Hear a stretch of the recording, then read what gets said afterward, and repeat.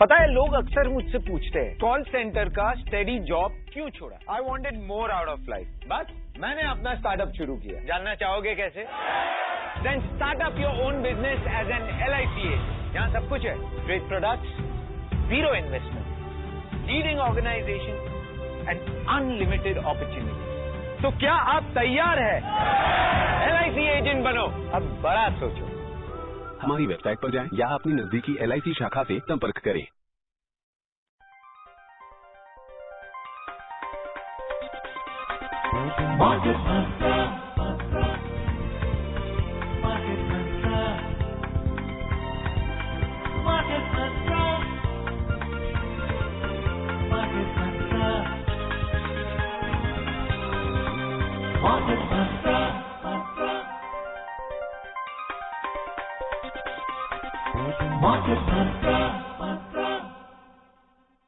Good evening and welcome to the Saturday edition of Market Mantra, in which we give you a complete update on the economic news of the day.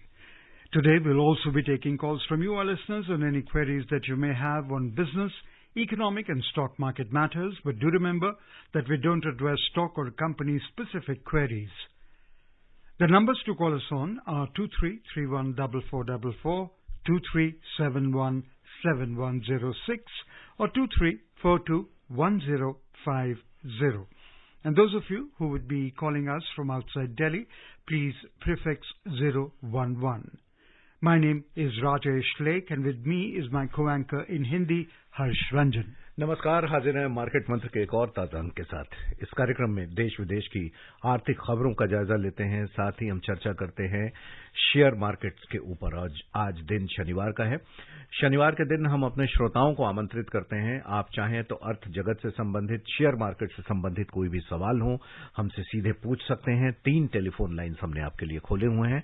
Numbers हैं 23 31 44 44, 23 42 10 50 और 23 717 106। तीनों number Delhi के 011 STD code के साथ number लगाएं, हमसे सवाल पूछें, क्योंकि आपके सवालों का जवाब देने के लिए हमारे साथ मार्केट एक्सपर्ट, फाइनेंशियल एक्सपर्ट उपलब्ध हैं यामिनी अग्रवाल। यामिनी, आपका बहुत बहुत स्वागत है मार्केट मंत्रा में। A warm welcome, Yamini. धन्यवाद, thank you. Now let's begin today's edition of Market Mantra with the headlines in English. Central banks of India and UAE solidify their commitments to foster economic cooperation and seamless cross-border transactions. G20 finance and central bank deputies deliberate financial priorities of the working groups under India's G20 presidency. And on Wall Street, key indices end little changed after bank and financial shares closed lower. Bharat और संयुक्त अरब अमीरात के बीच आपसी व्यापार और आर्थिक सहयोग मजबूत बनाने के लिए दोनों देशों के सेंट्रल बैंकों ने 2 समझौतों पर प्रधानमंत्री नरेंद्र मोदी और UAE के राष्ट्रपति की उपस्थिति में हस्ताक्षर किए। G20 वित्त और केंद्रीय बैंकों के उप प्रमुखों की बैठक में भारत की G20 अध्यक्षता के तहत कार्यकारी समूह की वित्त प्राथमिकताओं पर चर्चा। और अमेरिकी बाजारों में बैंकों और वित्तीय कंपनियों के शेयरों में मामूली गिरावट, लेकिन बाजार स्थिर।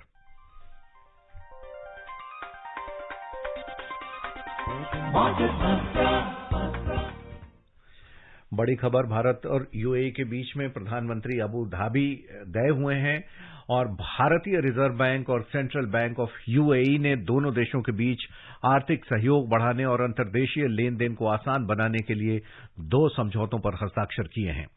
प्रधानमंत्री नरेंद्र मोदी और संयुक्त अरब अमीरात के राष्ट्रपति शेख मोहम्मद बिन जायद अल नाहयान की उपस्थिति में दोनों देशों के सेंट्रल बैंक ने ये समझौते किए। इससे दोनों देशों की मुद्राओं का आपसी व्यापार में इस्तेमाल बढ़ेगा, साथ ही भुगतान व्यवस्था भी दोनों देशों की आपस में जुड़ पाएंगी।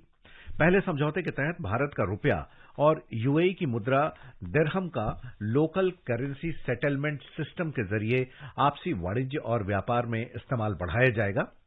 दूसरे समझौते के तहत दोनों देशों के सेंट्रल बैंकों के बीच पेमेंट इंटरलिंकिंग और मैसेजिंग व्यवस्था बनाई जाएगी। भारत की UPI और UAE की IPP भुगतान व्यवस्था को भी आपस में जोड़ा जाएगा। इससे दोनों देशों के बीच व्यापार बढ़ाने में काफी मदद मिलेगी।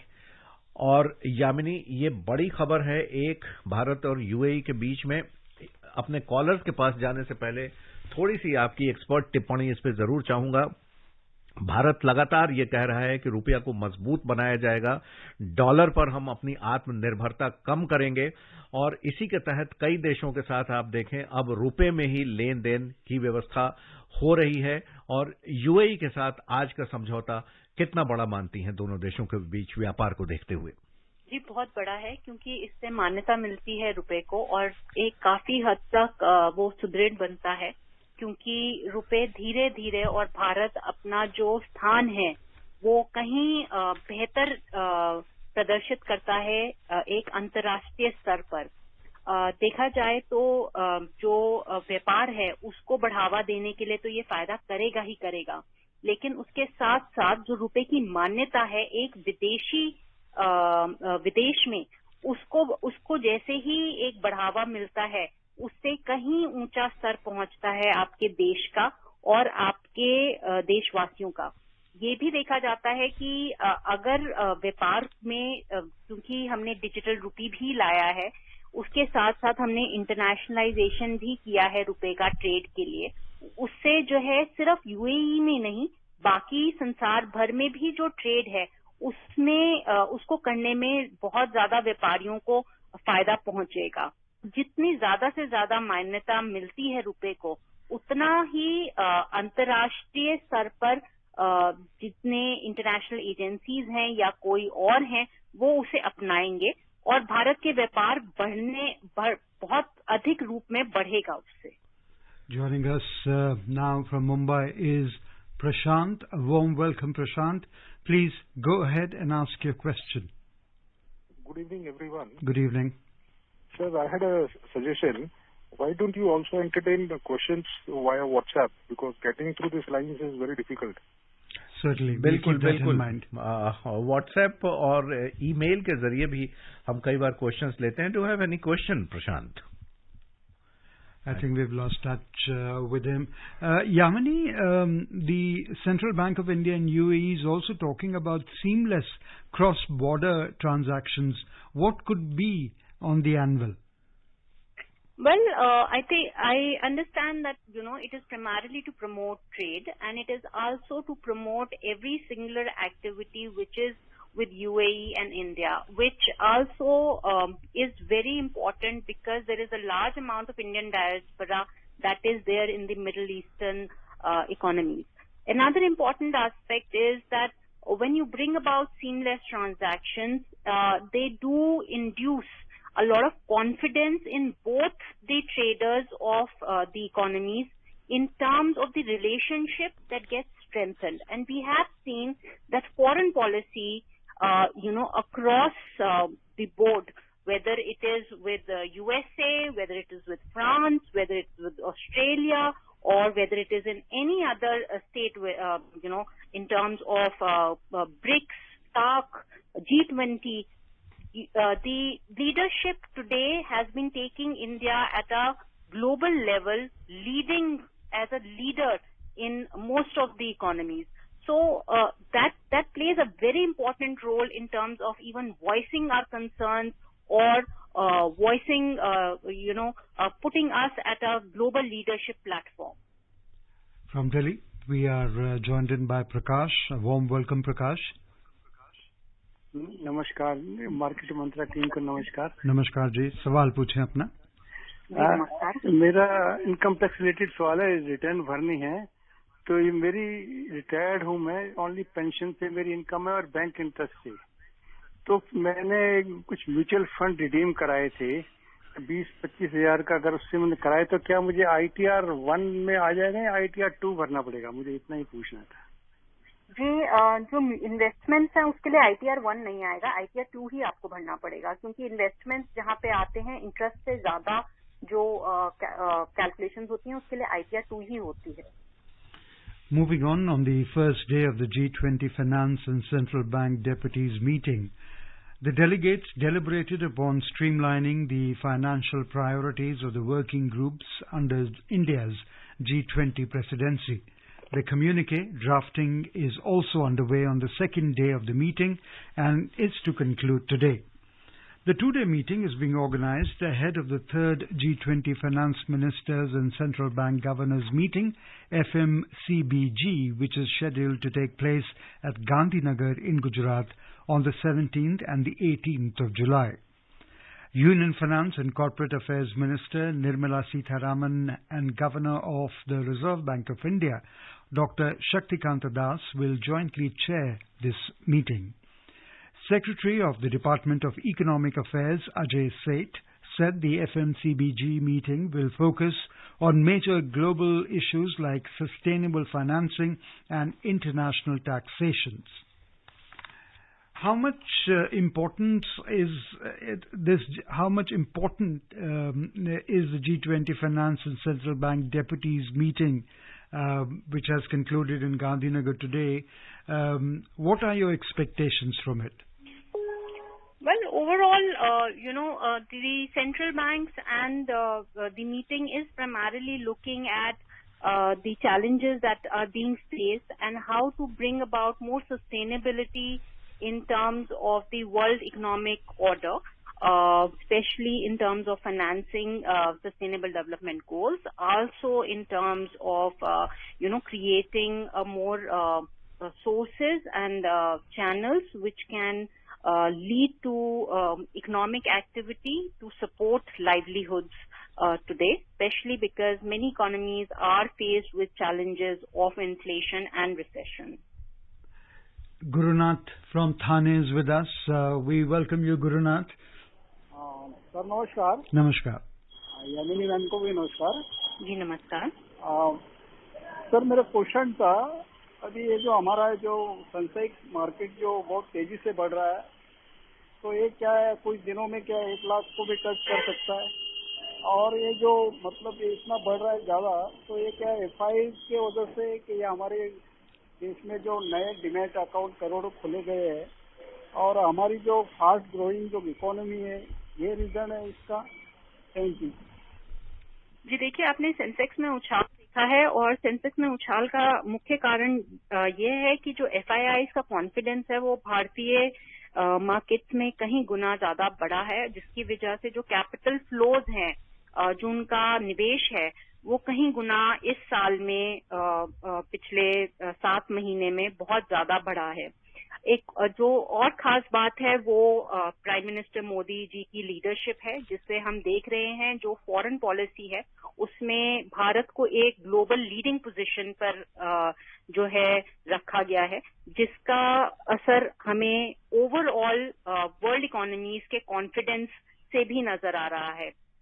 तीसरी चीज अगर आप देखें तो ओवरऑल जो मैक्रो इकोनॉमिक इंडिकेटर्स हैं, चाहे वो इकोनॉमिक ग्रोथ को लेकर के हों जो 7.2% पे एस्टिमेट की गई, या इन्फ्लेशन जो कंट्रोल लेवल पे है 4.81% पर, या अगर आप फॉरेक्स रिजर्व्स की बात करें या FII फ्लोज की बात करें, किसी भी तरीके से बात करें, वो सभी एक बेहतर प्रदर्शन दे रहे हैं. एक मैक्रो इकोनॉमिक इंडिकेटर जो बहुत पॉजिटिव नहीं रहा है वो है एक्सपोर्ट्स में फॉल, जिसकी बात की जा रही है. वो भी प्राइमरीली क्योंकि ग्लोबल इकोनॉमीज में रिसेशन है और डिमांड रिड्यूस हुई है, उसका असर नजर आ रहा है भारत के एक्सपोर्ट्स पे. जितनी इंफ्रास्ट्रक्चर डेवलपमेंट्स हुई हैं या इंक्लूसिवनेस रही है सोशल इंक्लूजन को लेकर के और फाइनेंशियल इंक्लूजन को लेकर के, ताकि इकोनॉमिक ग्रोथ की बात की जाए और भारत कैसे थर्ड लार्जेस्ट इकोनॉमी बने वर्ल्ड की, उसके ऊपर कंसंट्रेशन रहे, उस सभी से एक कॉन्फिडेंस मार्केट्स में, इंडस्ट्री में और इन्वेस्टर्स में रहा है, जिसका हम असर इस उछाल में देख रहे हैं. बिल्कुल. 2 कॉलर्स हमारे साथ हैं. धीरेन्द्र हैं और साथ में राकेश है मुंबई से. पहले चलेंगे राकेश के पास. राकेश, आपका स्वागत. सवाल पूछ लें आप. नमस्कार सर, और यामिनी जी को भी हमारा नमस्कार. जी नमस्कार. मैं ये कहना चाहता था कि जब मार्केट की बात की आपने, मैं फर्स्ट टाइम कॉल कर रहा हूँ. जी जी, स्वागत आपका. यस, मार्केट की मैं बात जब सुन रहा हूँ तो मेरे मन में एक सवाल आया है, तो मैं आपसे पूछना चाहता हूँ कि अभी फिलहाल शॉर्ट टर्म के लिए कौन से सेक्टर में पैसा लगाना ठीक होगा? जी देखिए, शॉर्ट टर्म्स में यूजुअली इन्वेस्ट करना बहुत इफेक्टिव नहीं रहता, पर अगर आप चांस लेना चाहते हैं तो मिड कैप्स और स्मॉल कैप कंपनीज हैं जो काफी हद तक ऑटोमोबाइल सेक्टर और जो रिन्यूएबल एनर्जी सेक्टर हैं उसमें एक पॉजिटिव साइन दिखा रही हैं। पर फिर भी क्योंकि आप इन्वेस्टमेंट करते हैं और इन्वेस्टमेंट का मुख्य तौर पे ऑब्जेक्टिव यही रहता है कि आप लंबे समय के लिए निवेश करें और अपने जो आपके गोल्स हैं उसके लिए निवेश करें, तो बेहतर यही होगा कि क्वालिटी स्टॉक्स और वैल्यू स्टॉक्स में इन्वेस्ट करें। वीरेंद्र हमारे साथ हैं भुवनेश्वर से। वीरेंद्र, आपका भी स्वागत। सवाल पूछ लें आप। नमस्ते। नमस्ते नमस्ते वीरेंद्र जी, सवाल पूछ लें आप। मेरा सवाल इनकम टैक्स रिलेटेड है जी। जब कोई एक फ्लैट खरीदता है 50 लाख से ऊपर होता है तो उसमें 1% इनकम टैक्स देना पड़ता है, तो ये 1% क्या हम अपने इनकम टैक्स रिटर्न में क्लेम कर सकते हैं कि नहीं कर सकते? जी देखिए, कोई फ्लैट खरीदता है तो आप शायद स्टैम्प ड्यूटी की बात कर रहे होंगे, क्योंकि फ्लैट जो बायर होता है उसे सिर्फ टीडीएस पे करना होता है ऑन अकाउंट जो सेलर होता है उसके अकाउंट पर, या फिर उसे स्टैम्प ड्यूटीज पे करनी पड़ती है और रजिस्ट्रेशन चार्जेस पे करने होते हैं, और कोई स्पेसिफिक टैक्स नहीं होता तो जिसको आप क्लेम कर सके। जब आप टीडीएस पे करेंगे उस टीडीएस की रिसीट आपको अपने सेलर को देनी होगी और वो उसका क्लेम का बेनिफिट उठा सकता है। From Bengaluru, we are joined in by N.R. Prasad. A warm welcome. Please go ahead and ask your question. Hello. Yeah, सवाल पूछे अपना। Good evening, Market Mantra. This is N.R. Prasad from Bangalore. Good evening. Two questions from my side. Please go ahead. Please go ahead. Hello. Please go ahead and ask your questions. You hear me? Yes. Yes, we can. Yeah. Two questions. My first question is, market rallied yesterday, Sensex rather 500 points, and which factor made for rally of this 500 points, which Sensex crossed 66,000. Okay, and can we invest in those sectors where it rallied most? My second question is on the semiconductors. There is an agreement made by the government of India with the manufacturing of the semiconductors. Can we invest those right now? Thank you. Well, as I said, the market rally is primarily because of the flow of FIIs into the market, and it is on a broader spectrum with the different industries which range from healthcare to IT to others. So you can look at the various sectors which have been, picking up. As far as the market rally is again concerned, it is because there is a growing confidence in the Indian market, which one can observe in the leadership today and its interactions and the foreign policy, which has been placing India as a global leader and a very important player in the global dynamics. So again, a lot of confidence in the macroeconomic indicators, especially the growth parameters, the reform structures, and the changes that have been brought about. So that is one of the reasons. As far as semiconductors are concerned, you must have heard of the MOUs that are being signed. Semiconductors is again a very sunrise sector. So if you are wanting to stand invested for a longer period of time, at least 2 to 3 years, then it would be gainful. आतनु Kolkata से हैं, आप सवाल पूछ लें। हाँ जी। Please go ahead, sir. हाँ, may I continue? Yes, sure. Okay. Good evening. I Atanu Shah from Kolkata. Madam, my question is that is about the company, one company's holding. So, ma'am, the company right now, the situation is that they are weighing to increase public holdings. Now, their holdings, matter of promoters, it is decreasing. FII also decreasing, DII also decreasing. So what the area and how the company increase its public holdings, madam? Thank you. Usually, any company which goes in for a public issue intends to offer its holdings to the public. So in all these issues, it invites the public to subscribe for it, and that's how the increase in public holdings takes place. There is not likely to be a decrease in the FIIs or the DIIs or the promoters holding at that point of time, but promoters can offload their shares in the market. Similarly, FIIs and DIIs in the future, after a certain period of time, can offload their shares and can reduce their holdings in a company. Usually, if a company is doing well, many of the promoters or the FIIs or the DIIs may not offload it unless they're looking in for capital gains. Many a times also some venture capitalists look for exit options in the company through the IPOs. And then at that point of time, you can see reduction in the institutional investors or the other investors reducing their public holding. SPS Jain from Greater Noida joins us. A warm welcome, Mr. Jain. Please go ahead and ask your question. नमस्कार जी। नमस्कार।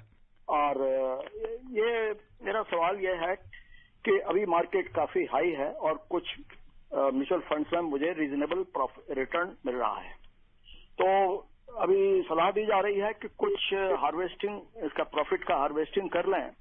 तो मेरा सवाल यह है कि अभी अगर मैं कुछ अपने रिडीम करता हूं तो उस पैसे को कहां पर इन्वेस्ट किया जाए? क्या इसको लिक्विड फंड्स में डाल दिया जाए जिससे मौके पर इसको आगे जब भी मार्केट डाउन हो तो इन्वेस्ट किया जाए? जी, समझ गए आपके सवाल को। मार्केट इस समय यामिनी पीक पर है और कई लोगों के ये सवाल हैं कि चाहे वो म्यूचुअल फंड के थ्रू इक्विटी में इन्वेस्टेड हों या डायरेक्ट इक्विटी में इन्वेस्टेड हों, कई लोगों को की ये सोच है, सवाल है, समझ नहीं पा रहे हैं कि क्या अभी थोड़ी सी प्रॉफिट बुक करके निकला जाए और बाद में अगर मार्केट थोड़ा करेक्शन करता है, जैसे कि एक्सपर्ट्स बताते रहे हैं, तो थोड़ा सा फिर से एंटर किया जाए। क्या है आपका सुझाव? जी देखिए, मार्केट्स अभी पीक पे हैं और काफी हाई रिटर्न्स दे रही हैं, तो ये आपके निवेश के गोल्स पे निर्भर करेगा कि आप मार्केट से एग्जिट करना चाहते हैं या नहीं। अगर आपको लगता है कि आपने काफी प्रॉफिट्स बना लिए हैं और आप उससे संतुष्ट हैं, तो ये एक अपॉर्चुनिटी हो सकती है प्रॉफिट बुकिंग के लिए।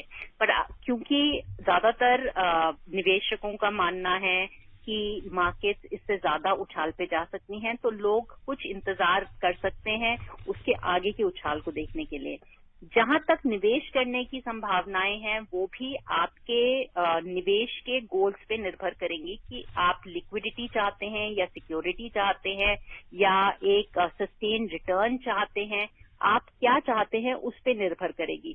जैसे अगर आप लिक्विड चाहते हैं तो आप फिक्स डिपॉजिट्स के लिए जाएं। अगर आप जो है एक सस्टेन्ड इनकम चाहते हैं तो डेट इंस्ट्रूमेंट्स होते हैं उनमें निवेश करें। गवर्नमेंट सिक्योरिटीज हैं या आरबीआई बॉन्ड्स हैं या पोस्ट ऑफिस स्कीम्स हैं, उसमें निवेश करें। अगर आप बहुत रिस्क लेने को तैयार हैं और रिटर्न चाहते हैं तो मार्केट में निवेश करें और अपने पोर्टफोलियोज को एडजस्ट करें म्यूचुअल फंड्स के अंदर जो एक अच्छा रिटर्न दे रहे हों। म्यूचुअल फंड्स भी ऐसे आते हैं जिनमें 50% से 70% कुछ ऐसे सिक्योर्ड इंस्ट्रूमेंट्स में इन्वेस्ट करते हैं जिनमें आपको कंटिन्यूअस रिटर्न्स मिलते हैं, पर क्योंकि म्यूचुअल फंड्स मार्केट पे डिपेंडेंट होते हैं, वो रिस्की रहते हैं। Jitendra from Jaipur, stay with us as we tell you that on the Wall Street, key indices ended mixed as bank and financial shares closed lower after first quarterly reports that kicked off earnings season. Shares of JP Morgan Chase gained 0.6%, but the Wells Fargo eased 0.3%. Both major banks reported higher quarterly profits, but said they have set aside more money for expected losses from commercial real estate loans. So the Dow Jones Industrial Average rose 114 points, or 0.3% to close at 34,509. But the S&P 500 fell 5 points, or 0.1% to end at 4,505. And the Nasdaq Composite shed 25 points, or 0.2% to 14,114. Meanwhile, the day's quarterly reports unofficially started off second quarter U.S. earnings season. Analysts expect S&P 500 earnings to have declined 8.1% in the quarter from a year ago period. और जयपुर चलते हैं, जितेंद्र हमारे साथ हैं। जितेंद्र, जल्दी से सवाल पूछ लें आप। हाँ, जैसे ये पूछा है कि जैसे आईपीओ निकलता, हम लोग पैसा लगाते हैं, वो पैसा कंपनी के पास जाता है, फिर उसके बाद मार्केट में परचेज सेल होता है, तो हम लिए, आप लिए, कोई तीसरा लिया, ऐसे चलते रहता है। तो कंपनी को क्या इससे फायदा होता है? जी, जब कंपनी आईपीओ लाती है तो वो आपसे पैसा लेती है और उस पैसे को वो निवेश करके अपने प्लांट एंड मशीनरी में या आगे एक्सपेंशन के प्रोसेस पे जिसके लिए उसने आईपीओ रेज किया होता है उसमें लगाती है और पैसा कमाती है। उसी से वो आपको डिविडेंड देती है और क्योंकि उसमें उस कंपनी के जो फाइनेंशियल्स हैं उसमें ग्रोथ नजर आता है या कंपनी में ग्रोथ आता है, तो आपके जो शेयर्स हैं उसमें कैपिटल एप्रिसिएशन होता है, उसी से शेयर होल्डर्स को फायदा मिलता है जब वो खरीदते और बेचते हैं। Jagmal from Delhi is with us. Jagmal, a warm welcome. Please ask your question. जी जगमाल जी। हाँ, नमस्कार जी, अमीनी जी को भी नमस्कार। जी नमस्कार। हाँ, मेरा बेटा नया वकील बना है, उसकी थोड़ी सी इनकम तो लीगल सर्विस से है और कुछ जो है प्राइवेट ट्यूशन से है और कुछ डिविडेंड है उसके और म्यूचुअल फंड का कैपिटल गेन है। तो इनके लिए आईटीआर कौन सा यूज करना पड़ेगा और किस हेड के अंदर?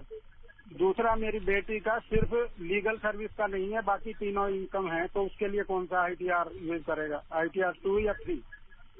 जी, आपको आईटीआर 2 यूज करना होगा क्योंकि एक तो मेरे ख्याल से आपने कहा लीगल सर्विसेज से है उनकी इनकम और दूसरा उनकी ट्यूशन से है जो अदर सोर्सेज में आएगा और तीसरा आपने कहा म्यूचुअल फंड से। अगर कैपिटल गेन्स हैं तो आपको आईटीआर 2 यूज करना पड़ेगा। अगर कोई कैपिटल गेन्स नहीं है और तो आप आईटीआर 1 भी यूज कर सकते हैं। Ratnakar from Mumbai is with us. Ratnakar, a warm welcome. Please ask your question quickly. Hello, good evening. Good evening. सवाल है कि पहले समझो मैंने आईटीआर 1 भरा है। छोटा सा सवाल रत्नाकर प्लीज, टाइम बहुत कम है। आईटीआर 1 और 2 में क्या फर्क है? 1 और 2 में क्या फर्क है? ठीक जी, आईटीआर 1 सरल सहज आईटीआर है जिसके अंदर जो आपकी इनकम्स हैं वो 50 लाख से ऊपर नहीं होनी चाहिए एक फाइनेंशियल ईयर में। इनकम सैलरी से, एक हाउस प्रॉपर्टी से, फैमिली पेंशन से, एग्रीकल्चर इनकम और अदर सोर्सेज से इंक्लूड होती है। इसमें कैपिटल गेन्स नहीं आते और जो है आपके अगर आप अनलिस्टेड इक्विटी शेयर्स में इन्वेस्ट करते हैं तो वहां से नहीं आते और इनकम फ्रॉम बिजनेस और प्रोफेशन होते हैं वहां से नहीं आते। अगर आप डायरेक्टर हैं किसी कंपनी के वो भी नहीं आते। तो आईटीआर 1 में और 2 में ये अंतर आता है। जी बिल्कुल ठीक है यामिनी। और कच्चे तेल की अंतर्राष्ट्रीय कीमतों में इस सप्ताह 2% की तेजी देखी गई। ब्रेंट क्रूड ऑयल फ्यूचर प्रति बैरल $79.87 रही। यूएस क्रूड फ्यूचर की कीमत $75.42 रही। और अब वक्त खत्म हो रहा है। यामिनी, आपका बहुत बहुत शुक्रिया, हमारे सारे श्रोताओं का बहुत बहुत शुक्रिया। Thank you for being with us, Yamini. And before we close, the headlines once again. Central banks of India and UAE solidify their commitments to foster economic cooperation and seamless cross-border transactions. G20 finance and central bank deputies deliberate financial priorities of the working groups under India's G20 presidency. And on Wall Street, key indices end little unchanged. End little changed after bank and financial shares close lower. That's all we have in this edition of Market Mantra. Till tomorrow, goodbye. Namaskar. Market Mantra. Market Mantra. Market Mantra. Market Mantra. Market Mantra.